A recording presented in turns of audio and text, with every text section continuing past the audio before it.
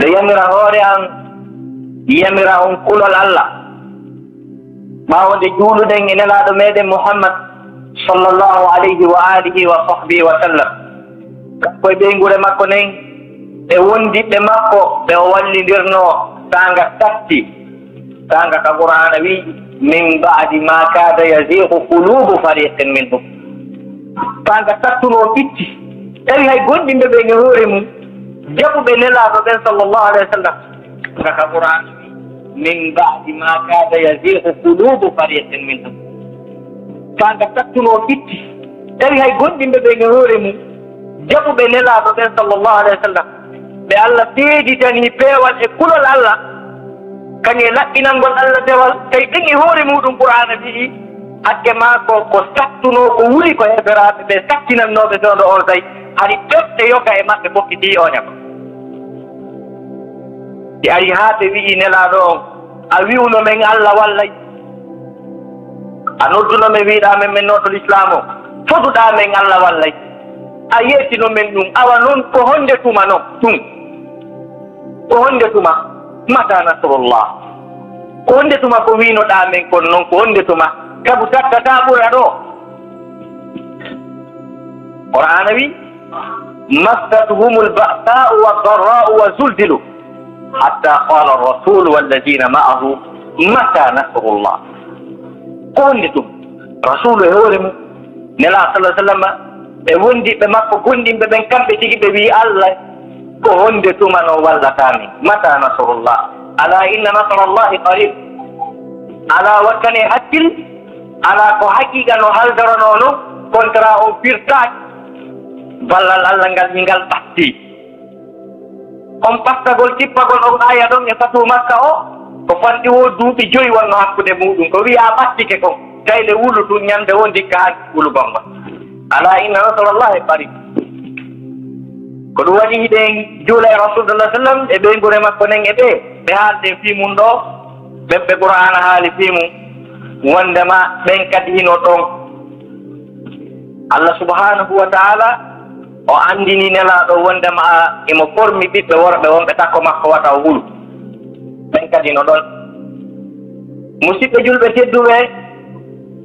anden Allah subhanahu wa ta'ala himo yaagi yurmen Allah ko moƴƴo ko kanko sippitori ko ɓuri moƴƴude ko fof qur'ana wi walahu almasalul a'la samawati wal ard ko kanko woni ko hertori misal ɓurgal towude e ko moƴƴi ko ka kammude kadi kala ko wontiri dow ga ko fof ko wiyano yurme o Allah no ɓuri ko wiyano hokka o Allah no ɓuri kala ko sippitori sifa moƴƴo Allah no tengo dow muɗum ko woniri ka kammu kon e ko woniri ka leydi ko fof walahu almasalul a'la fi samawati wal ard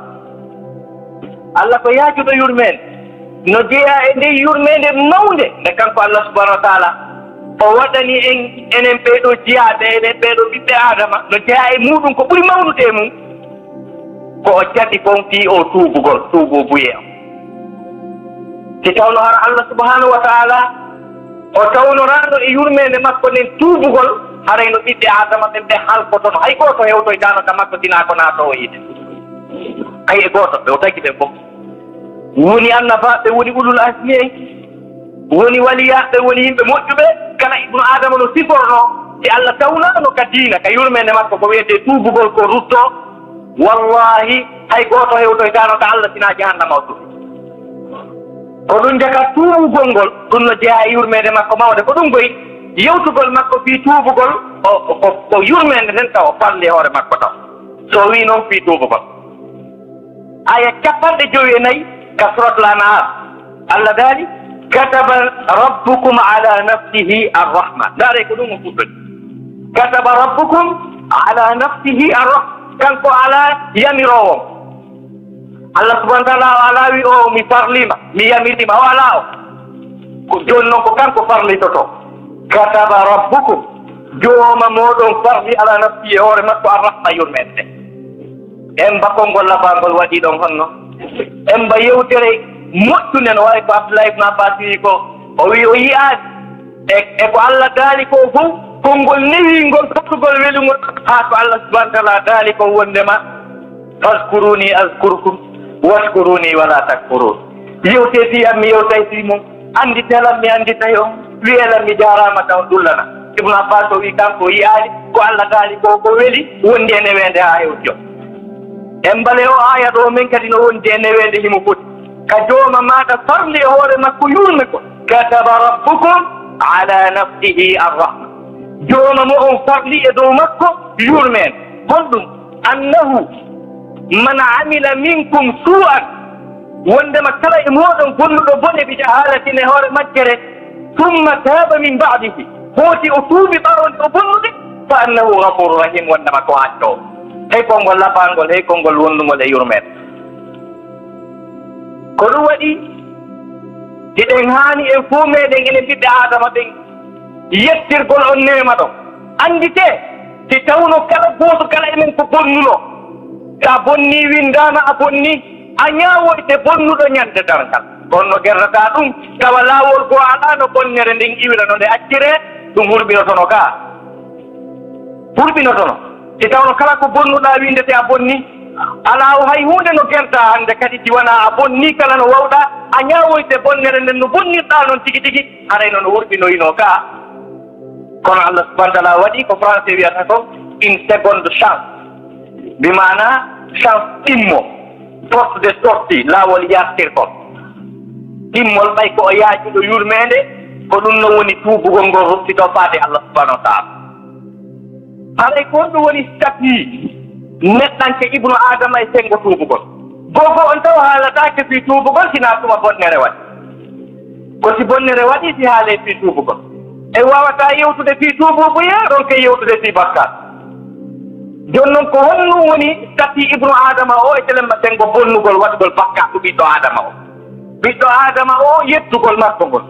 bonnugol makko ngol woppugol makko ngol waɗugol makko bakkat on o ala laawol ngol o rewa o ronka wat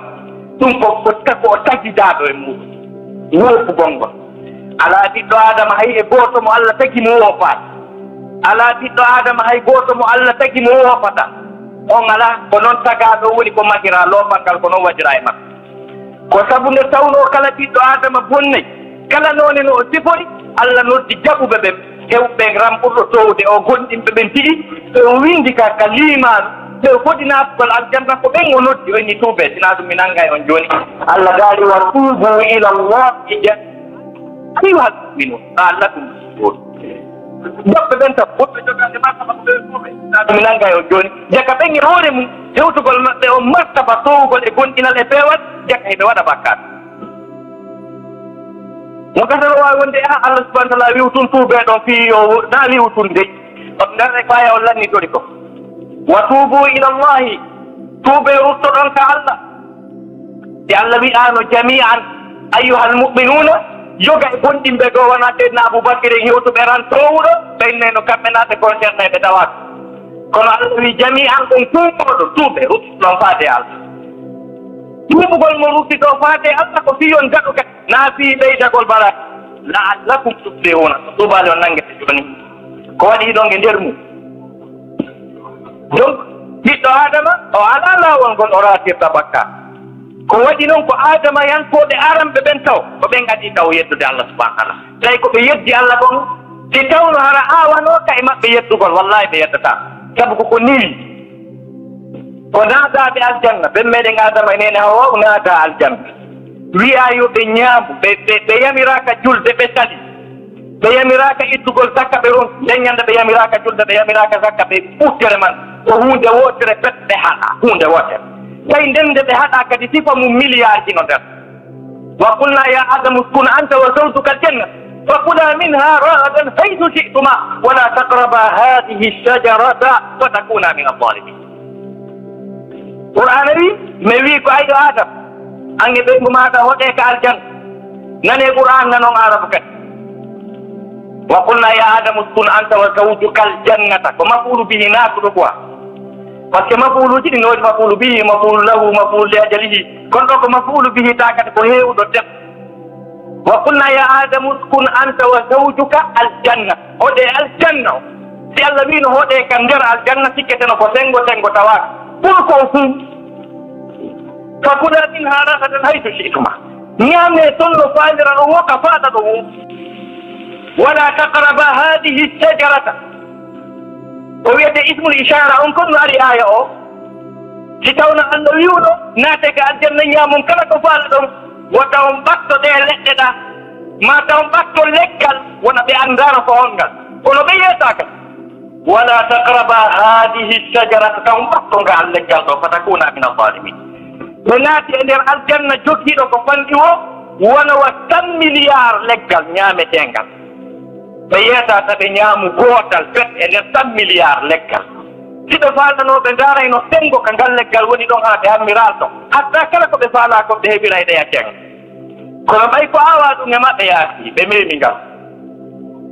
way be memi leggal ngal be nyaami ngal hagati ko fedduno don ko suratul araf yewke kala hum paado kissa feddudo don gonta ko taw yaaji o yenya qur'ana on fop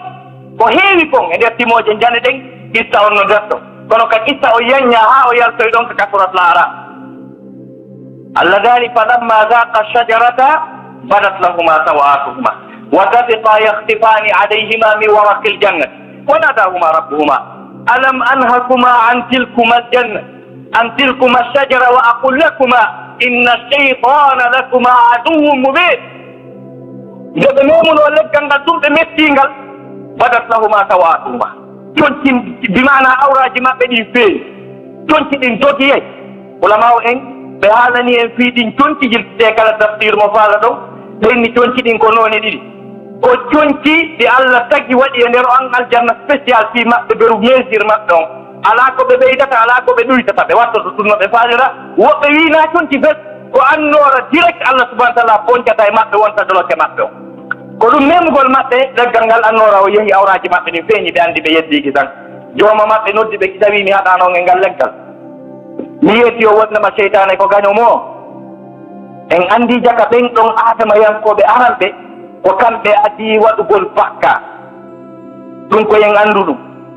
ko ɗum waɗi conception ahlu sunna wal jamaa telemma sengo ko wiyete bakkatu kon e conception ɗiya laawi hedditiɗi fof ko yowiti e bakkatu wona goto masalan wono catholique ɓen kamɓe hiɓe mari ko wiyete e péché originel yani a zambul asli bakkatu aslijo ɓe wi wondema on ɗum no e men o laaɓata e men aduna ɓe inni ɓay koye ɓiɓɓe adama ɓe yedduno ko ƴiiƴam maɓɓe ɗam wonti en ko kamɓe jibini en ko ɓe yeddi konno e men en laaɓata e on bakkatu aduna kala no rewirɗen Allah kamɓe ɓe wi ɗum ɓe inni ko ɓayno wonoyi ha Allah yurmama yimɓe ɓen o imminoyi ɓiɗɗo makko bajjo on fempa ƴiiƴam makko hibbuɗan ɗan ko ɗum looti bakkatu men on chrétien ɓe ɓen ko ɗum woni conception maɓɓe on telema tengo péché telema tengo bakkatu qur'ana wi dakorali e maɓɓe qur'ana wi ko kam ko bemmeɗen adama e nene Hawwa o bonni ɓe rejilino toon kadi qur'ana wi wala tasiru wasiratun wisra ukhra goɗɗo bonnata o yaronto ko kamɓe bonni ɓe regilno toon kadi donc woɓɓe goo kadi e laawi goo laawi diina ɗin tigi ɓe wimo waɗi bakkatuji jani ɗin o ala porte de sorte on tigi ko naadeteɗo ka nder yiite luttine toon enen manhaji men ahlu sunna wal jamaa wihimo tahta mashi'atillahi subhanahu wa ta'ala o yaltirta l'islam sabu waɗugol makko batta to jano mo nodda tuubu ko ruttito ko Allah subhanahu wa ta'ala joni noon ko ɓen ɗon adi yeddude Allah subhanahu wa ta'ala hay goto hedditiɗo ala lawol ngol o rewa o ronka woppude ɗum woni goo ko duwat en faamude si iwti ɗon yeddugol neɗɗanke on Allah subhanahu wa ta'ala hino jokkodiranimo e tuubugol ko jikku makko on comportement makko on ɓaawo nde weddude ko ɗum o ñaawirte wona yeddugol mo ngol yeddugol mo ngol ko tabi'a makko o woofay sabu hadis rasulullah sallam ɓe maaki kullu bna adama khata'un wa khayrul khata'ina at-tawwabun kala ɓiɗɗo adama ko heewuɗo woppude khata'un ɗum ko siga mubalaga lil khatay ɓe maakali kullu bna adama khati'un ma ɗum muhti'un bal khata'un heewuɗo yeddugol adama kala no heewi yeddugol ɓe maaki wa khayrul khatta'ina at-tawwabun ko ɓuri moƴƴude noon e adama yankoɓe ɓe ay adama yankoɓe woopay ko tuuboɓe e maɓɓe ɓe towno o tawi ko ɗiɗo yetti Allah ma ɗum tati adama alayhi salam kañum e Hawwa e seytan ndare ko on to ɓe seeda seytane yeddi Allah subhanahu wa ta'ala Allah jonnimo tan yo tuubu o ronki tuubude tawi o yeddi Allah landitimo fii tu yo heɓu tan kono a naafi Allah annda قال يا إبليس ما منعك أن تسجد لما خلقت بيدي إن إبليس قال نودان دي وندو دي اتدو يا إبليس وأيو إبليس ونودان دي وندو دي اتدو قال الله نودي إبليس ما منعك كلهم هدوما أن تسجد لسجنك هون لما خلقت نمي تجري بيدي جود أن نندري إبليس كلهم هدوما سجن قل هون نمي تجري جود أن نندري تجري قل الله هون نمي جود أن تجري تنين تدو قل ماير وبيلي سيدا جيني الله تجري جود من نندري ويدي كم كون فيكون على رجلي بيجي سيدا جيني كاكو الله تجري موت إني جود من تجري دولا نجاي مجد آدم عليه السلام كان ينجي الجنة ناكون فيكون لا ملائكة وي قول نلا كان كو يهي ودي فلان قول لي آغا تماركت كان كو الله تجي آدم كان كو الله تجي موت إني مو إبليس كل هذا ما سو جانغول هون نمي تجري جودان نديدي عندي كو جون نقول متاي يويو الله مفاوي جاكا مي واتانو كونو الله هبي رالي مودو يلتي الله جوني متانكت وبيدني مكت وي أستكبرت هراتونيتي on kadi ko dargol to wi'ay Allah jakami fa yimi towniti accana kono Allah heɓirali mo ɗum am kunta min al alim ka jeeya e townitiɓe ɓen ɗon kadi Allah heɓirali mo kadi wi'ugol Allah mi subhanallah mi tawatake ɓe jakami wo Allah heɓirali mo ɗum kadi yiltiɓay Allah jonnimo konngol joni Allah no heɓimo on non ibuley tawi qala ana khayrun minhu jooma miɗo ɓuuri o moƴƴude andi mo justifiade Allah landike mo ya neɗɗo nde no tawɗa o ko tuma o ɗaɗɗi goonga e hoore ɓurɗo mo ɗaaɓi wulol ara yo haaltiki tuma baabirawo goɗɗo ɓanni mo wiimo ko ɗum ni ko ɗi gardata o wi a baba mi nani ko maako ɗon kon fof kono ko aduna o fewndi ɗo hannde na ɗiɗo o haaltiki hannde o perdi ɓurɗo ma gandal laabi wulol e ɓurɗo ma yangodude e gandal si on ɓannima wi attention ko ni gerdete a yiiti ko ɓuri mo anndu a haaltiki ndaare ɓiɗɗo annabi nuhu on ñannde hala kuye on arayno haa gati annabi nuhu noddi ɓiɗɗo mum on ya bunayyar kam mana eyi ko ayo ɓiɗɗan tawi min ƴewi ƴew an kadi fotuno o ƴew kono o yii feere ɗe ben makko yi'aani o ɓuri ben makko faamo e hakkille kala so aawi ala jabati joom baba go felloɗa simi ƴawoyi toon ndiyam mematalan a yii ben makko yiiti feere o yiiti feere ɓurde moƴƴude feere ben makko negi ko jam o heɓunoo joni si Allah landike ma goɗɗum fii o accane a wiyayno ɗum Allah jakami faayi kono o wii ana hayrun min Allah komin ɓuri mo moƴƴude o seedintinani Allah kadi waɗi Allah kusum o yewtidi Allah mo convaincre Allah halaktani min narin wa halaktahu min tin jooma an afama atas kati moƴƴa a yamiri tum ɗum ɗo kona waɗali kaltil moƴƴo kono wirata hunde tagirade yiite liyo sujja hunde tagirade loofal afamali ɗon moƴƴa jooma tawi muran ɗum martirali iblisa ka iblisa halti tawi noon hay ko wi kon o ala goto sabu si yiite huɓɓi ha moƴƴi loofal memminama ha ɓuuɓi waɗama ɗon ɓe anda kon ɗum e mum ɗanoto tawi kadi hay ko woɗi kon argument on ko faux iblisa kañum halti ɗon o bonni kono ko comportement makko ɗum ɓawa bonnere makko nden halti mo na bonnere nde waɗi nde amma adama alayhi salam kamɓe ɓe bonno haa gasi ɓay ɓe bonni ɓe aani ka nder wonti maɓɓe ɓe sondi nder Allah yi sonja maɓɓe o nder kono ɓay ko nden ñande ɓe fuɗɗi bonnude ɓe yiyaali haa hannde goɗɗo no bonni ɓe yii ko wooli maa ko waɗi ɓe annda ko ɓe woola ɓe annda ko ɓe waɗa kono ɓe anndi ɓe bonni ɓe aani jooni Allah yii annde nden e maɓɓe Allah timmini ɓe ko ɓe wi'a nden ñande hay ɓe anndaamo bonni ko wiyata ko nden ñande ɓe fuɗɗi bonnude ko Allah tigi yeetiɓe wiyee ɗum ɗo en janngii ɗum kabakal fatalaqa adamu min rabbihi kalimatin fataba aleyh adama lomjini imborde ka jooma makko konngudi ɗo fa'il o ko adam ko ɗum wonto woni marfu fatalaqa adam min rabbihi kalimat mafulu bihi mansubum bil alif yani bil kasr ay ko jammu annasal qur'ana wi fatalaqa adamu min rabbihi kalimat adama lomjini imborde e jooma makko konngudi yani no Allah daali wi e ɗi konguɗi ɗo mi accana on ɓe wi ɗin Allah accani ɗin konguɗi ari ka suratul araf qala rabbana zalamna anfusana wa in lam taghfir lana wa tarhamna lanakunanna min alkhasirin jooma men to ni Allah wi e ɗi wi'e ɗum ɗo mi accana on en mba'ono moƴƴi en mba'ono yurme wi'u ɗum ɗo mi accane jooma men bonni te accanali men tawama e perduɓe Allah daali ɗum lana mi accani on ko min kadi wino yo wi ɗum Allah accani jaka na bakkato ko comportement ma on ɓawde bonnuɗa ko ɗon affaire o woni kono bonnugol ngol a tagidaymo a wata wonde a wopaali mustahil yaa donnanagal noone yimɓe ɓe fof wofiɓe bonni woodi yogay annabaɓe wofu si taw qur'ani waɗata kun ka sahibil huuti tawawa oɗa jaka on ko felaɗo ka hey ko yo muhammad tawawa yunusa nani tawawa yunusa sabo wofuno jooɓa makko Allah daari si tawno na yurmede jooɓa ma hewtitino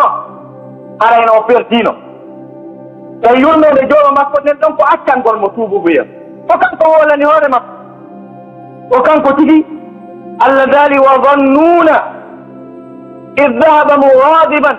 wa dhanna an lan naqdira alayhi fanada fi dhulumat an la ilaha illa anta subhanaka inni kuntu min adh-dhalimin fastajabna lahu wa najjaynahu min al-gham wa kadhalika nunji al-mu'minin Allah daari Yunus a ottuma nde o yeeɗo ko tikkuɗo annabajo duwaka teykinde tawi ko tikkuɗo tikkere feƴƴitunde ɗum ko bakkati ko infraction ɗimmum ɗum o immi ko Allah wimo yo wonu ɗon Allah wiyanimo yo yiwɗo ɗammum ɗum kadi o wiɓe e Allah hakkayɓe ɓe dal ɗum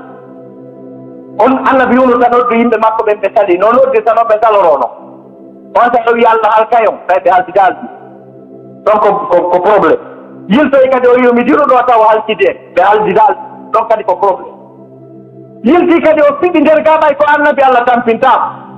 wa zanna an lan naqdira aley o sikki min ɓittintamo fii ko annabi o ɓittinoyano ɓay so boyi wuɗi o kattinoy noon o tawi he o iwinoɗa ɓe haldidaɗi o wi ɓe halkete ɓe haljidali Allah subhanahu wa taala o andi o bonni subhanaka senade wonanima inni kuntu min alzalimin Allah komi toñiɗo a konngol annabajo ni Allah accanimo ka annabi Dawud alayhi salam ñande o ñawno o ñaworene qur'ana yi wa zanna Dawud annama fatannahu wa karra raki'an annabi Dawuda tawi he muranno ɗo kan rejilaɗi o tujjiki tan o tuut Allah daali fa afawna anhu dalika min accanimo ɗum accangol ko ɓawo wordi ɓawo bone ka ɗo ko annabajo ko annabi Dawud nelaɗo meɗen Muhammad sallallahu alaihi wa sallam laabi jelu o wofi laabi jelu no ɗuuɗi annabajo Allah o ya ayyuha nabiyyu lima tuharrimu ma ahalla Allahu lak tawi ɓayi annabajo fof ɗum harminanta hunde nde Allah taginanma ɗoga tawi yawo qala tuyo l'islam o moƴƴu Allah dalɗa ɗum fet tabdati mardata aswaji ko fiyo ɓe nguli maɗi weltotako ko an kon taw e aya goo wa tastahi min Allah wallahu la yastahi min alhaq hiɗa ibi mana hiɗa herti yimɓe ɓen tawi noon ko min taw to waɗa hertude na yimɓe ɓen ɗon kadi ko felore abata wata walla ko felore goo nde o heeɓi e aya goo lima atanta law hombo wima ya newnande annabajo wiye lima fi on ɗum waɗanɗa ɗum ko jam ko hollugoɗo wondema ɓiɗɗo adama o tasnoni no o sifori mo notta e wofi kono ko comportement makko ɓawde o wofi ko ɗo woni affaire kono amma wofugol ngol adama yankejo on ko mustahil wa tawa kono so yimɓe garo wiya no peesa yimɓe ɓen dara way oɗa haari yiɓa noon alhamdulillah hari kono tippike o ñolino e terto ɗum yaasi ko ibnu adama noon o ñolino tippike toujours mo moyisira ɗumannike ta ko manhaji ahli sunna wal jamaa eɓe totti wondema imanu goɗɗo hino towa hino tippo no towira sabu waɗugol makko golle moƴƴe hino ɗuytora sabu waɗugol makko golle faible tawi ɗum ko aya qur'ana stati ɗum aya qur'ana holli ɗo muran ɗum ma wonira noon Allah daali wa aqimi salata tarafayi nahari wa zulafan min alleyl inna alhasanati yudhibna alsayi'at dalika dicra lizakirin Allah subhanahu wa taala daali wondema ñiiɓu e julde nde ɗuɗɗi juulugol ngol nani waɗa ko moƴƴi ko sabu moƴƴi ɗin hino naɓa bonɗi ɗin jaka hiɗi yaade Allah daali ko ɗum ɗo tigi no woni waajitorɗum waajitortoɓe Allah no felude ɓe ha no mantude ɓe ka fey mo wiide ɓe inna alhasanati yudhibna alsayi'at ɗum ko felore sabu ɓe wadde ko moƴƴi ɓe wadde ko boni kono wi dalika dicra lizakirina bimana dottidirgol ɗin ɗiɗi ko fi moƴƴuɓe ɓey Allah subhanahu wa taala o yewti en fi jiyaɓe makko moƴƴuɓe o sifiɓe o marani aljanna mo hay goto heɓata sifa mum hay goto heɓata sifa aljanna o sifiɓe jikkuji moƴƴi o sifoyiɓe kadi waɗugol bakka wa tariu ila mahfiratin min rabbikum wa jannatin arduha samawati wal ardu indat lilmuttaqin alladina yunfiquna fi sarrai waddarrai walkadimina algayda walafina ani nnas wallahu yuhibbu lmuhsinin modi ɓe manta adonire faade aljanna mo tawata yeññi mum no ɓuri jandude kammulɗi jeƴƴi e leyɗe ɗe jeƴƴi on ɗon yoɓilanama ɓeeɗo tum ɓe muttaqina e honɓe ɓen ɓe no okkono sanga huy e sanga sat beno bennita tikkere beno yaafo yimɓe ɓen ɓe lorrataɓe ɓe watta hunde moodi Allah no yiɗi sifa ɓe wallahu yuhibbul muhsinin andi Allah mantiɓe ono wiyo e ley ɗon kadi tawi ko ɓen tigi walladina ida faalu fahishatan aw zalamu anfusahum zakarullah wa lam yusirru ala ma faalu wa hum ya'lamun ulaika jazaohum maghfiratun min rabbihim wa jannatun Allah daali ɓen kadi ɓeeɗa walladina ko ɓen kadi ida faalu fahishatan fahisha fof nanni koni fahisha aw zalamu anfusahum ma ɓe tooñi hoore makko ulama o wi ko kala naw kullu naw in min al zakat yani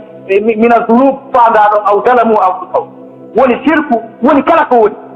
zakarullaha ɓe andita Allah ki tan kam walam yusir fastahfaru li dunubihim ɓe wiya ki tan Allah accan men wa man yahfiru dunuba illa Allah ɓe gine felliti ala acco bakkatu suwana Allah Allah daali walam yusirru ala ma faalu ɓe duumotako e bakkatu mo ɓe woni o wa hum ya'lamuna hara ɓe andi teke ɓe neɓata e kono ɓe yana e mum wonde goy kono ko jikku yimɓe moƴƴu ɓenni walam yusirru ala ma faalu wa hum ya'lamun ulaika jazaohum maghfiratun min rabbihim متى تكون المغفرة؟ المغفرة تكون قبل يعني بعد يعني فلا بد أن تكون ذنب قبل المغفرة نوودني بمعنى يافو يا إمو زكاة وجنات الجنات تجري من تحت الأنهار خالدين فيها فنعم أجر العاملين كنادي سيدنا الجنات توري دي بلوتين تيمو هنا دون جوتي بقول موتة بكات نونكو يسي بكات كتوبا تيكم ino mari jaɓe no fecciti pecce ɗiɗi ɗum kadi ko qur'ana haala ni naambi ko wiyete bakkatu kon fof no fecciti pecce ɗiɗi qur'ana no haalani en fiimu Allah daali in tajtanibu kaba'ira ma tunhawna anhu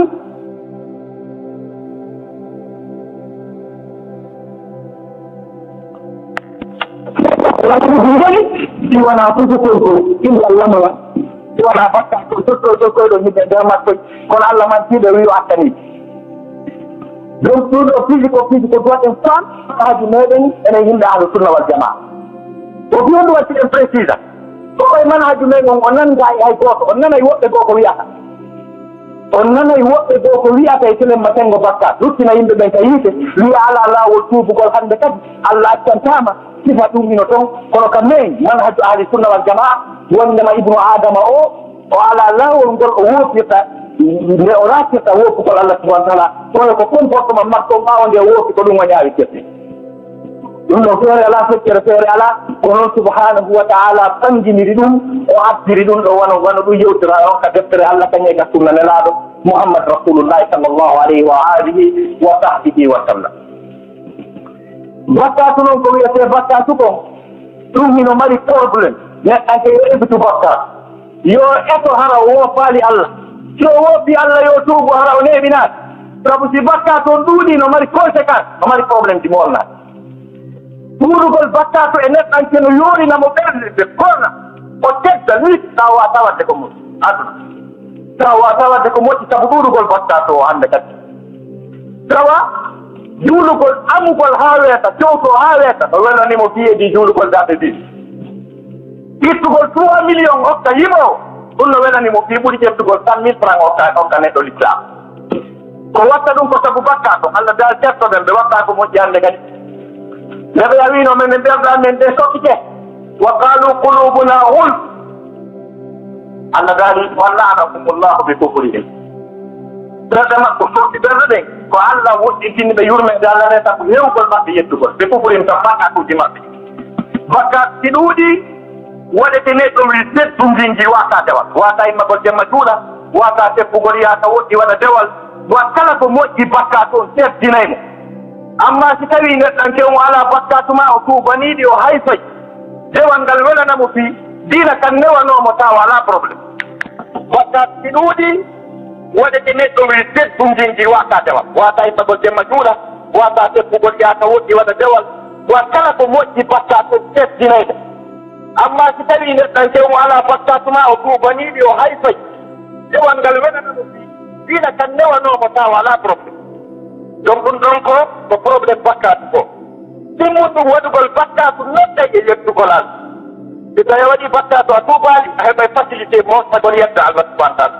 hara e heeɓi bineje ko naɗa ka yettugol Allah woodi wonɓe yettuɓe Allah tawi ko hoolaɓe jewtuɓe Allah daal ɓedde ɓe terdete ko probléme ɗum ɓe waɗi Allah daali alladina tawallaw minkum yawma altaqal jam'ani innama stadallahum cheytanu bi ba'di ma kasabu sina ɗum kamɓe kadi ɓe wattano ɗum ko sahabaɓe goɗɗinɓe Allah wuurituɓe e nelaɗo juuluɓe ɓaawo nelaɓe ɓe yirti jihaad maytini sahabaɓe pourquoi ko ɗum addi ɓe yittagol Allah bangginani ɓe secret Allah daali inna alladina tawallaw minkum ɓe yimɓe taɗinoɓe ɓurtiɓe taɗiɓe yawde jihaadi e mokono sahabaɓe tigi ɗo yettade on ko waɗi ɗum ko innama stadallahum cheytanu ko cheytane mottiniri ɓe mi ba'di ma kasabu sabu jogguɓe pattiti e bakkat cheytane heɓatɓe ɗoɗɗum moɗɗi kono si bakkato ala ɗum cheytane aɗa ka rewde ɗum ɗum ɗon ko probléme ɗi ko bakkat holɗi hiwti ɗon tuubugol ngol no mari nafooreji heew tuubugol ngol no mari nafooreji heewɗi ko tuubugol jogii no jeeya e nafooreji ko tuubugol jogii mi maana rowtiragol bakkatu ko wonata ko sabu on tiginaato e yimɓe o wonnoti bakkatuuji ɗin ɗuuɗi aray moƴƴi haalataake fimu wiyama ko ɗin ɓuri sew on tigi hay beetataake no woni yimɓe ɓe gonani falaanu qiimuɗahum yawmal qiyamati walna ala ko ɓe beetane ko bakkatu ɗum ɓuri ɓen tongoye tatagore nder ton ɓen no haala fimu no jeeya avantage ko tuubugol wondi e muɗum ko tawata ko wondema neɗɗante tuubuɗo o ɓerde makko ɗen hettoto yeeso makko ngon hetto dewal ngal welana ɗum no jeeya avantage mum kadi ko tawata kon bakkatuuji ɗi watta ɗin tigi ko yettuɗa Allah ko tigi ɗin tigi Allah ƴettay ɗi watta moƴƴi warat ذلك لأنه سورة الفرقان والذين لا يدعون مع الله إلها آخر ولا يقتلون النفس التي حرم الله إلا بالحق ولا يزنون ومن يفعل ذلك يلقى عصاما يضاعف له العذاب يوم القيامة ويخلد به مهانا الله ذلك بين بشركته بورثة هور بجينته كم كان وقت ظن الله ناتيه مجلس لك من التسلسل سوانا عوض جنة القرآن إلا من تاب وآمن وعمل عملا صالحا كما قلت كتير وري هور وديني وري هور بمعنى ومركي إلى بكات يبقى ودي وأجرنا من ناس كل كلنا إلا من تاب يورث من كتوبة وآمن وقلنا وعمل عملا صالحا وقل كل مؤمن قلنا الله يوم التوضع الله ذلك أولئك بينه يبدل الله سيئاته الله وقت كان يتبون الجماعة ما سيئاته في الآية الشرك وقتل النفس والزنا كم الله وقت كان يتشرك معه يوصل معه ورقه بجيئكم تنقل لكل وقت يبدل الله سيئاته حسنات هو سيدمون وكان الله غفورا رحيما يكتبوا كل ما يفعل أي كل ما قلت تكلم الله يموت تبقوا لك وعلى ريك توبه الله سبحانه وتعالى ريك توبه ورد دوبان الله سبحانه وتعالى أقول ما تسمعون واستغفر الله لي ولكم جميعا فاستغفروه انه الغفور الرحيم الإسلام وكفى بها من نعمة مصيبة جد ngam Allah subhanahu wa ta'ala no waɗi bila gongal nelaɗo ɗan kaɗan fuɗɗi ha kaɗan haaɗi kanko e sahabaɓe makko ɓe o wuuridi ɓe fof mari nafoiji hewɗi ko ɗumɗon no jeeya tuubugol ngol no mari nafooreji hewɗi tuubugol ngol no mari nafooreji hewɗi ko tuubugol ɗum no jeeya e nafooreji ko tuubugol jogii bima'na rowtiragol bakkatu ko wonata ko sabu on tiginatoya yi o wonnoti bakkatuuji ɗin ɗuuɗi aray moƴƴi haalataake femu wiyama ko ɗin ɓuri sew on tigi hay beetantaake no woni yimɓe ɓe qur'anayi fala nuqimu lahum yawma alqiyamati wazna ala ko ɓe beetane ko bakkatu ɓuri ɓen tongoyta tagore nder to ɓen no haala fimuɗum no jeeya e avantage ji ko tuubugol wondi e muɗum ko tawata ko wondema neɗɗante tuubuɗo o ɓerde makko nen hentoto yeeso makko ngon hento dewal ngal welana mo fii no jeeyi avantage ji mum kadi ko tawata kon bakkatuuji ɗi waɗɗa ɗin tigi ko yettuɗa Allah kon tigi ɗin tigi Allah ƴettay ɗi watta moƴƴi warade Allah dalika lannode suratul furqan walladina la yad'una ma'a allahi ilahan akhar ولا يقتلون النفس التي حرم الله إلا بالحق ولا يزنون ومن يفعل ذلك يلقى عصاما يضاعف له العذاب يوم القيامة ويخلد فيه مهانا الله قال لهم بشركته بورنا هوري بجينته كم كان وقت دندو الله نابيه مجيس لسنا ملت تسرسله سوانا عوضه جنت القرآن إلا من تاب وآمن وعمل عملا صالحا سواء أنت جيني وري هوري وجيني أو وري هوري بمعنى o sirki ɗiɗo bakkatuji fof o waɗi o accirana naati ko jiiten kono noon illa man tafa e hoore ɗum noon ko tuuba wa amana o gondina wa amila amala salihan o golle moƴƴe on ɗum allah yoɓata oɗo allah gaari fa ulaika ɓeeɗo yubaddilu llahu sayi'atin allah waɗɗitanayde boneji maɓɓe ɗi ma sayi'atin fil aya ashirku wa qatlu nafs wa zina allah waɗɗitanayde sirku maɓɓe o e wongol maɓɓe hoore o e ko ɓe jeeni ko ɗen golle bonɗe o wattade honɗum yubaddilu llahu sayi'atin hasanat o wattaydi moƴƴi wa kana llahu ghafura rahim daga tuubugol no mari avantage hay golle ma bonɗe ɗen allah waɗayde moƴƴi sabu ko tuubuɗa ko allah no yiɗi tuuba o allah subhanahu wa taala no yiɗi tuuba o rutti dofaade allah subhanahu wa taala aqulu ma tasma'un wa astaghfirullah li wa lakum jami'an fastaghfiruhu innahu al-ghafurur rahim l'islam wa kafa biha min ni'ma musidɓe julɓe tedduɓe ndaare allah subhanahu wa taala no waɗi bilat gurdal nelaaɗo ɗan kaɗan fuɗɗi haa kaɗan haaɗi kanko e sahabaɓe makko ɓe o wuuriti ɓen fof o waɗi bilan o ɓangini yaafanaaɓe e ɓe yaafanaaɓe allah subhanahu wa taala o ɓangini fof o fi on ɗum waɗi hiɗe yewta fii ɗum no woodi yoga en ɓitiiɗi e l'islam jokkuɗi sahabaɓe wiwgol ɓe yettuɗo allah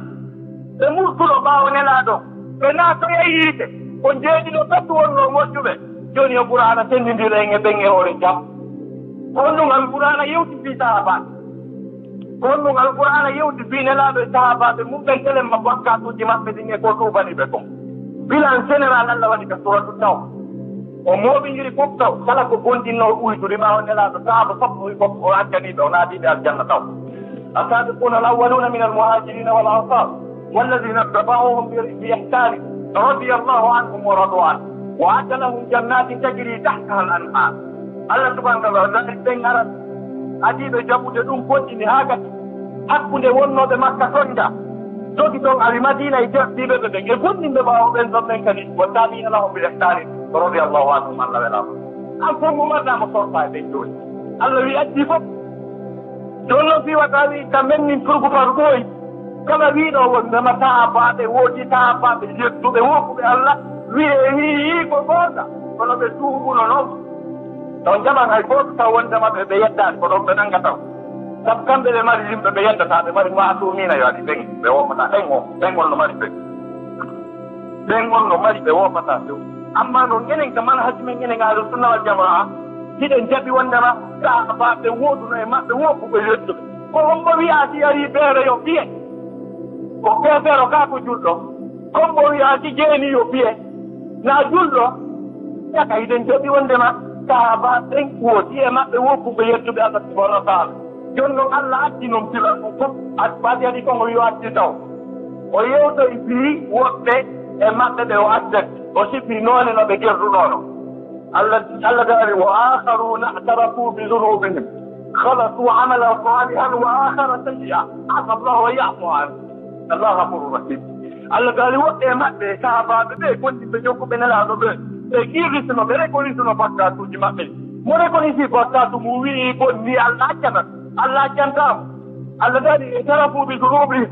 ɓe kiirisike bakkatuji maɓɓe ni fiita sikku ko bakkatu ɗum ɓe golli allah daari wa khalatu amalan salihan ɓe jilluno noon golle moƴƴe koye kadi na bone ɗum ɓe wonno wa akara kono noon ɓe memuno kadi goɗɗe goo tawi an gonɓe kono allah accaniɓe sikke ɗum ko ayo noon ka ɓe mari ko wone ɗo ka tora ɗum tawba on moye ƴetta ɗo yimɓe ahlu sunna wal jamaa yiltoye allah yewtoye fi woɓɓe goo ɓe kaamu wenga ka ɓen no situation maɓɓe no wenga kono ko accanaɓe kadi wa akharuna murjawna li amrillahi imma yu'adibuhum wa imma yatubu alayhim allah daali woɓɓe goo fi maɓɓe rufitɓe ka allah simo faala o leftaɓe maɗum mo accana ɓe ɓega o accaniɓe ɓen noon kadi allah tiñi accaniɓe yiltoyino joni noon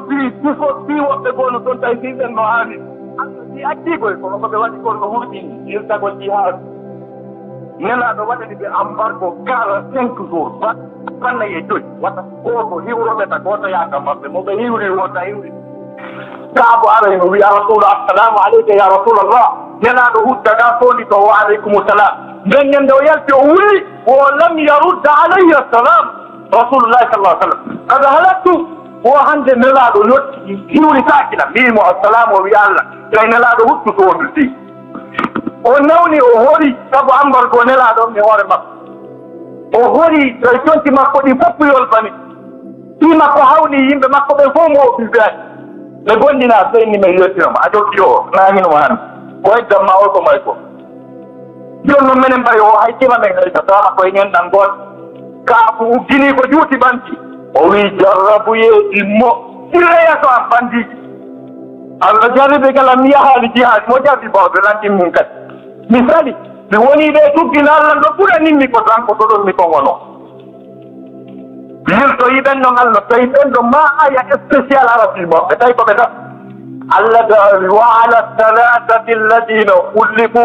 hatta ida daqat alayhim al ardu bima rahubat wa daqat alayhim anfusuhum wa dhannu an la malja min allah illa ilay thumma tabu wa taba alayhim allah subhanahu wa taala daani e ɓeya tatoɓe kadi ɓen kadi mi accaniɓe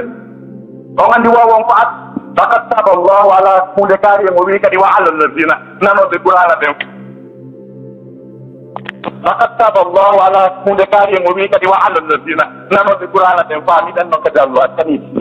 allah daani o accani kadi ɓeeɗa tatoɓe kadi ɓen ɓe adda o faat ndi leydi e yaajude ndi faadaniɓe sabu sañɓe on nenaɗon e maɓɓe kadi kadi wontiji maɓɓe ɗin ɓittiɓe tawi ɓe sonjika sabu embargo mo nelaɗo waɗani ɓe on kono allah daali o accaniɓe ɓeɗo kadi amma ɓe allah siñannoɓe wondema ɓen ɗo wuuri ɗuɓe e nelaɗo sallllahu alayhi wa sallam wiwɓe la ilaha illallah muhammadu rasulullah allah siñaniɓe ɓe naata yiite o accantaɓe tot ɓen kadi no toon ɓen ɗon allah wi accantaɓe seeraro ɓe naata yiite ɓen kadi allah no sisiɓe yani ka suratu taw allah yewtiti maɓɓe ino ɗo aya allah daali wa mimman hawlakum min al arabi munafiquna wa min ahli al madinati wa mimman hawlakum min al arabi allah daali ɓe wonɓe bimana kaseraji makka immoɓe yimɓe e pulakoji allah daali wa mimman hawlakum min al arab wa min ahli al madinati kañe yimɓe goo ko madina ɗo ɓe woni ɓen ɗon on allah daali munafiquna ɓen ko naafiqiɓe maradu ala nifaqi ɓe korni ɓe koroniɗi kana siyagal la talamuhum andaɓe ya muhammad nahnu nalamuhum menen meɗen andit nu'adibuhum marratayni thumma yuradduna ila adabin adim min lettayɓe 2 fois ɓe lettoyoɓe kadi nakara ɗum ko honɓe ɓeɗo kadi ko wiwgo la ilaha illallah yutiri ɓawo nelaɗo oɗo ko groupe o salul bomte wandi lanɗo naafikiɓe ɓen na julɓe ɗon dey ko naafikiɓe laaɓe fof ɓeeɗa si wiye murti ko ɓen ko ɓen guro ana tabintinnani murtugon ko ɓen ɗon on ko yiite ɓe natatamo heddiɓe fof ko yafanaɓe hare musidɓe julɓe tedduɓe ko honno tuubirte simple tuubugol hino ɗo no tuubirte ɗum landa himbiri gigiirelo mbaka bordo maggare hay fut o yani suka wontima ga bakkat mo waɗɗo o prestoɗa bakkat o to hoɗa allah yo allah accane desidamimi to tawa wonde kadi so ɗum woni gonga ka wontima ga haray a tuubi allah jaɓanima tuububu ye lanni waɗu probléme tuububu ye hakkude ma yalla to ko turrima virgule jijel woɗɗa allah turruma hara goɗɗi ɗin ko tele ɗin si andite a yitatake hakkude julɓe ɓen aduna kono allah maro ɗon hakkude mo ko nadduma e woro warade woɗugol ɗum ko allah turruma waɗu ɗum hakkude ma e allah regilon to heɗɗi koni tuubirte kono wigol mbiɗo waɗi haɓɓere goo jonno mi wi ka sukaɓe mi tawɗimawɓe ire ɗandi koɓe tawtuɗa ɗo taw so andaki woɓɓe ɓen sottina bornum madi woɓɓe ɓen jombajo o terto ɗum wiya tuubi ana so wigol mi iri ɓeeɗa mi tawti ɓeeɗa waɗ ɗum hakkude ma e allah haɓɓere goo fof alaji ɗon ɗo annabi moussa alayhi salam ndiyan accuno saajugol tan ndiyan acci saajugol si ndiyan acci saajugol ɓe marno kaɗa yaaɓe juulo ɓe toro allah ɓe yehi ɗon annabi Musa tigi tappini ɓe juuɗe ɓe tori Allah ndiya ronkitaaji wowi si ɓe yehi ɓe naɓora e waatooji ɓe ƴetti haa ɓe ronki ndiya ronkitaaji Allah noddi Musa wi na ton torike ɗo haa janngo ndiyan saakata neɗɗo gooto no e mon ɗo tannintama onno ton toriken jaɓata yon yaltu pet on tawi noon toroɗon lammi addona on ndiyam annabi Musa juuli e nelaaɗo haga wi hey ko no enen arɓe ɗo ɓen Allah yeetitela goɗɗo e men hino nderga tannintama on no glasten torike ndiyan saakata annabi ɓuri en yoɓe wiɗo kita aso isasagen ga o gandi toɓe yimɓe no wuuri ono tokkutiri ɓe kamɓe ko gaɗaɗi so yaltuka yandi ndiya sa e jama on trappi neɗɗo goto e maɓɓe woloyi ka ɓerde makko ka kanko tumi Allah o wi ka wonki makko ga Allah si tawi ɗo ko kuma addurum kummi jo si tawi ko kum no ƴettanima ahadi Allah mi wasata ɗum aduna wata mi yaltuɗoɓe anda ko mi deejimo ɓay ka yurmeter gaynugol makko ɗum ndiyan saaɗi kaaƴi annabi Musa wi Allah riwno wondema goɗɗo no nder gasi o yalto saƴinta ndiyan jonnon o wino ko so yaltimen toroma o yaltani men toratima ndiyan ari Allah tawi me rekini hakkude amen dare yurmede Allah de اللهم أرنا الحق حقا وارزقنا اتباعه وأرنا الباطل باطلا وارزقنا اجتنابه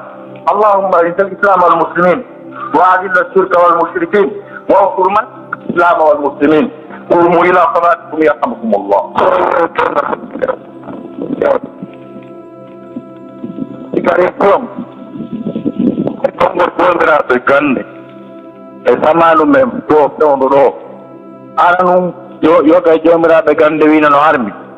Kala ko be mengo wari tahappun. Pardon antini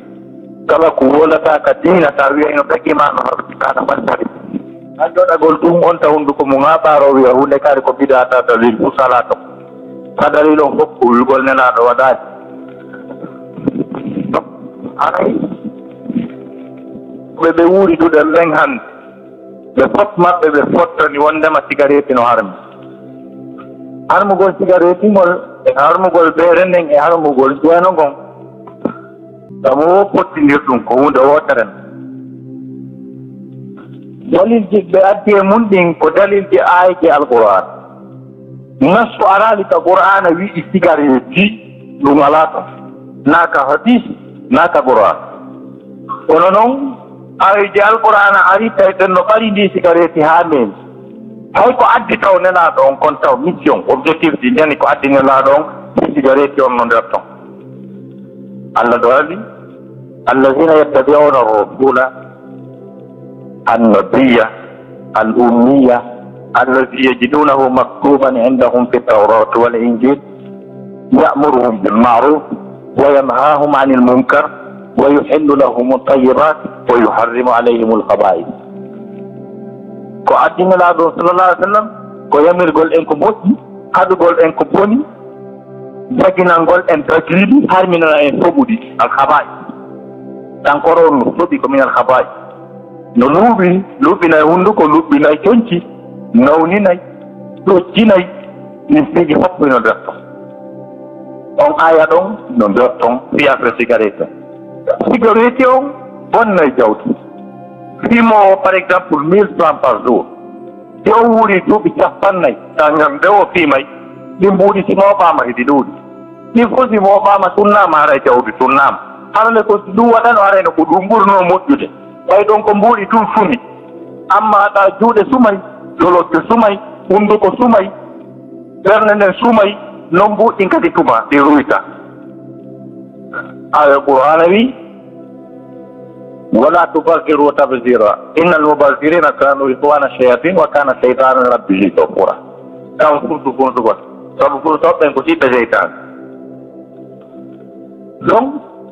ndorama kadi tawama cigarette on no nawnina no memmina ñaɓɓeeli yahoji 15 saaɗi fof ɗi wona sabu on tigi maaya cancer ji mum ɗi moƴƴimɓe ɓen tigi ɓe tastike ɓe tawi ɗum no wondi e ɗum ko waɗi noon so ndaari fof ko ɓuri wonde leydi bambi ko Italie toon ni cigarette on ka restaurant ka métro ka aéroport kala ko woni lieu public ɓe wi ka fiɓe andi ɓe wiri alhaali cigarette no harmi kamɓe to maɓɓe hay so na aya qur'ana ɓe addi donc moƴƴinoɓe cigarette ji ɗin ele convention international hara ko kamɓe l'organisation mondial de la santé ɓe potti wondema si ɓe moƴƴinay cigarette on ɓe yeeya ko on ko waɗa cigarette waɗane publicité e nder leyɗe addallah fof ɗimmum ɗum kadi koyo winde e kala transporteur paquet on wondema ɗum ɗo ko abi dangereux de sa santé ɗum moƴƴana cellal ngal ndaare kala tan paquet ji ɗin fof ɗum no windi ton aya qur'ano wi wala tulqu bi aydikum ila tahluka taw naɓo hooremo e ko halkata on ko wala taktulu anfusakum taw war sa ɗaɓɓani hoorema mbuɗɗi a towdira min tankoror nu hoorema a huɓɓinani hoorema a ɗimay a nawnani hoorema a maayi aray kon mbo warti wala taktulu anfusakum taw warta jomiraɓe gande taski kadi ɓe tawi ko ñaama aduna kon fof ko ɓuri nandude e ñaamete yimɓe yiide jahannama ko ndutankoroo pasque allah tawi laysa lahum taamun illa min dari la yusmin wala yogoni min jo e ala ñaamete ɗo haratinama no lorrat tawa ñaamete on ittantaɓe heege faynataɓe kadi hande goɗɗo naw no ɗum welata ɗo aga soyni heege waɗilan joni yomi sodumal koro ko ɗum o ñaami ñaamete allah o aga so hari o daro wiya no yowi o goɗɗo tan ko ronat ko pimowo ko impolice kadi kata tammo fewta bugoroji kadi allah hinon ɓe pas ayi mbimi donc himpiiji fof muɗum ko hunde ɗum kadi no holli wondema goɗɗo nawnataɗo kadi wawlo labtane wiye ko vitamine manque docteur windanam ordonnance wiya mbiya fima rol tonji ɗiɗi mayonomo fima classe ton ɗiɗi kikkiɗe fima para monji ɗiɗi wiye ko fiyo vitamine a ɓenne toon korota memi a mayi taw ko ɗum ɗo tongantamo taw ko par ce que ko ala ɗuma donc ɗum ɗo wotay londi to fi ɗum hannde kadi eno ayde ɓuro o neɗen hiɗe laaɓaniŋe mum amma noon suttuɓe ɗum ɓen ɓeysiduɓe koye ɗum mayata ko ɗum darde wattilaaki tuubugo ruttito ɗum ko o haalaɗo fi tuubugol ngol donc woni e mum ɓen ɗon en ala feere ma ko wonani en ko ɓangingol ko yewto e mum kono ndarama kadi wondema bimana yimɓe yeeyoɓe kankoro ɓen ɓen kadi ɓe yeddi hadis nelaɗo ɓurɗo ma wonde hadisaji maɓɓe ɗen koɓe maki ɗon addina an no fiha dino kanko laaɓan reedu ɓe wi kombo laaɓante reedu ɓe wi allah e nelaɗo on e julɗo ɗen e ardiɓe julɗo ɗen to ɓen laaɓante reedu joni an sa yi baɓe ma no fima o gurñidiray e onon kadi modi o fecani ɗum terte ɗum ɗinnitataake koy kono are wiyede ɗon terte ɗum kono ɓe gurmidiroyay to ɓiɗɗo nangiɗi ɓiɗɗo makko cigarette o lo piya mo tama wat siko ɓeygu makko siko yumma makko ɓeɗo fof o yiɗa yo tim kono kanko jooɗo ka bitiki makko o yeeya baɓen goɗɗo cigarette o yeeya baɓen goɗɗo cigarette o weyno secour on ɗo kadi huɓɓine o yeeya ɓiɗɗo goɗɗo cigarette o yeeya nene goɗɗo cigarette ko tawata so o yii ɓiɗɗo makko on no mema o piyay hunde nde piruɗa ɓiɗɗo ma ko ɗum yeeyanɗa nde ɓiɗɗo goɗɗo an alaɓani tagore ne ɓeno wonɓe addude continueur ji ɗum haysi continueur ji ɗin arali fimataji haysi tawno fimo o ko ƴettuɗo briavi o yaha ha Jamaïque ɗoɗoya fiima tani mi ruppo accude cigarette ko ɓay ɗareni ɗi wonɗoma addande on no tawa sabu sa yiyali musique a fallirta ko a falliray gongal go ga amaya wi ɗum kono ɓay ñande o ñande continueur ji mum no adduta hewɓe ɓen kadi ko juuloɓe woni addude ɗum ɗum hino hawni wallahi maɓe question ɗimmo mi jiɗino ɗon ɗon ko no andi tergal ɗum hino jaɓakinaya kadi alana direct ɗon o wimo o accitirimo alhaali o wimo o accitirimo alhaali o wi o yondini ke makko o yondini ende yumma makko tergal woni go'o so allah wallimo tawi ko ɗum ɗon o aadi wiide so ni siti are mo wawi mo récupérude si tawi yadda on timma lebbi tati ɗin so tawi lebbi tati ɗin timmi ara o teŋi tawi mo tun o jommamo kadi o attama ara yallana no leyde porto mo gollude e nokku ka tawata jon ɗon wii wondema o juulata ɗon yallino tagi kawmara waktuji ɗin fof juuɗaya tan makka Kita mo gollude on entreprise don tigi jomma jong entreprise o wi fanintama mo gollude ɗon o ñamata o yarata taw kon ɗum maɗum o yata ɓawo wurgo taw si ɓe juutinayi ɗum ɗon kadi o duwodira e golle kala golle ɗe gollata to ko engrais o juuloyta tan limme jultenen namditamo talaata julde nden kañum naambo owdi ko haqqille ɗen siɗe ton hay ɗa walita koya mimmine a wiyayɗa juulude kan ngandi ma miijoɗa ɗum tawa wata hay mimminaade na noon fere telluɗo ten wiye sabu gollol ngol portojo ko ɗum watta so juuloya engrais mustahil sari on jaɓa ɗum woni tan donc to holli aya mo julniɗen ɗo on joni si tawi neɗɗo wari hoore juulode wondama ton tigi to wi Allah tanayo worgol hoore nen noon no jokkodiri e piiji ɗi on tigi watta par ce que mo wari hoore haray mo mari piiji yogaji ɗi o toroto yo accam gogo on neɗɗo mo wari on ɗon on ala no ɓe yewtira o maayi ɓe yiido e laakara ɓe yewtoya ɗum noon toon kono mo waɗirimo bon si iwi ɗon on no wiyete siɓɓe on ɓen newɓe mo ɓen ha o jante o foti noon si iwi ɗon joyiɗo mo on taguɗo mo on siɓɓe on tigi ɓen qur'ana wi fadiyata tuniilo ahadi o diya o jonnoyta yimɓe makko ɓen valeur geloɗi ɓemdore qur'ana o illa yaw illa yettattaku jona ɓe okku on anndi wonde no yeyafu wonde no yettattaku teke si ɓe wi ɓe acci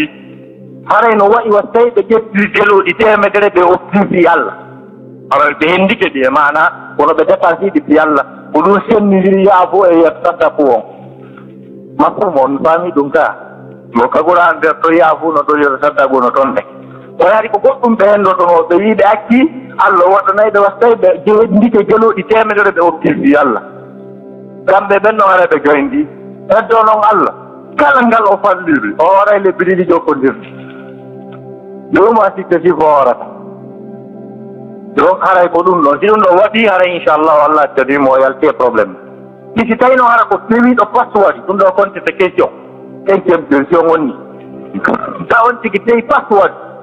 on woni ñawore makko ayan ko wi wa man qatala nafsan mutaammidan fa jazauhu jahannam khalidan fiha mo tawi ko passe waɗi wonti haray joddi makko nin fof ko yiite jahannama ko toon o luttinte mais kono aya on mbaɗi bafal tuubugol dey teke aya qur'ana aray delafira aya ndaara aya ji arɗuɗe to ɓen on fof non prononce ɗa par ce que wargol hoore ko bakkat aya goo wii inna allaha yahfuru zunuba jamia a waɗay allusion hakkude ɗum ɗon e ɗum to si prononce ɗa hay si tawi neɗɗanke on tawi ke passe waɗi hoore no annda ka séria l'islam siko séria woni ñaawde to wartateeɗo so wartama haray mo konta tuubuɗo ñande goo hiddi waɗano hoore goɗɗo haagati sahabaɓe fuɗɗi jalde mo seeɗa rasulu maki tuubu buye mo tuubiɗo on ko tuubu buye capannayo mum si hiddi waɗama e makko so warama ni no woodi joga jomiraɓe gande wiɓe wurin hay ko heddi kon fof nattori ɗon kala ko bonni Allah kon fof accirama ɗon sabu ko wara kon sabu hunnugol sari Allah on e hoore ma amma si tawina leydi wondi ñawirde l'islam hara o tawi o waɗi si tawi woni si ko waɗani ɗum kon o tuubi o ruttudike wallahi haray Allah kanim ɗon haray wigol fa jazau jahannama haray goɗɗum no suuɗi o illam yatub haray ko so tuubaɗi ɗum no suuɗi ley ɗon komo fassir o wolta namo o waɗi on laakara si tawi hara bi mana tawa o waɗi ɗiɗa fof haa gasi ko Allah wiyamiri kon fof ga o waɗi ɓe aroyi noon laakara ɓe yiidoyi ton on ɗino wawi wiide Allah an koko ma kon accuɗa ɓe to kadi hendino ma ɓe acci kono min on noyo ngel angel yaltu ko Allah jonnatamo ngel makko gel o hettay doggu ko wara kon kono ko Allah jonnatamo ɗuytatake e warɗo mo ko waɗi noon Allah accani on kono heɓatta ko wara kon ka Allah subhanahu wa taala nam si averté o halasi on on ɗum woni ñawore ɗum docteur Babacar Bakar Diarra en fotta e ɗo e jumma si Allah jaɓi question ta en nelaɗo ma ɗum barke Allah e kaari jomin kittan ɗum ko diya ɗum mino a sirkiyakil habiba ko sirkoy doskol koye fanɗuhoy koye noon oy ko sirku dagaki sabaɓe goo wino nelaɗo inchallah wasiɗa si Allah jaɓi a jaɓi ɓe maki wiye si Allah jaɓi min tawnan ton mi tawat wiye si Allah jabi mi taw nan to mi tawata pouvoir ngewta to on de ngedi gol barki Allah ka